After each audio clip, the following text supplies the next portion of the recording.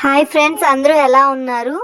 నేను ఈరోజు vegetables and ఎగ్తో ఒక క్విక్ రెసిపీ చేయాలనుకుంటున్నాను. నన్ను నేను ఛాలెంజ్ చేసుకున్నాను. Can I do it?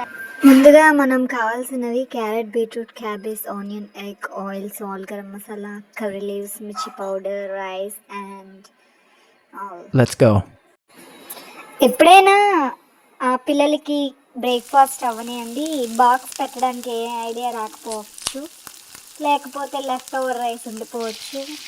మనం సింగిల్గా ఇంట్లో ఒక్కొక్కరిని ఉంటాం. ఎవరైనా అందరూ క్యాంప్ వెళ్ళారు, బయటికి వెళ్ళారు అనే టైంలో మనం ఒక్కొక్కరు ఉండేటప్పుడు ఏం వంట చేసుకోబుద్ది లేదు కదా.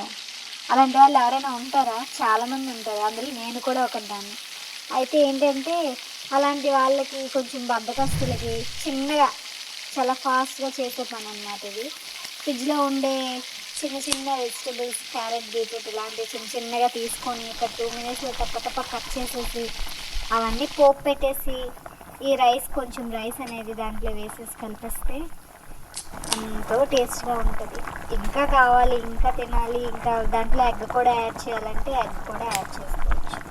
ఎగ్ యాడ్ చేసుకొని కట్ చేసిన వెజిటబుల్స్, ఆనియన్స్ అన్నీ వేసేసి గరం మసాలా, పసుపు, కారం, ఉప్పు మనకి ఏది అవైలబుల్ ఉంటే అవన్నీ వేసేయచ్చు. అది వేయాలి, ఇది వేయాలని ఏం కాదు, ఏది నచ్చితే అది వేసేసి ఇంతా కలిపేస్తే కొంచెం అన్నం, అందులో ఉడికించిన అన్నం వేసి ఒక్కసారి కలిపేసుకుంటే ఏం కాదండి.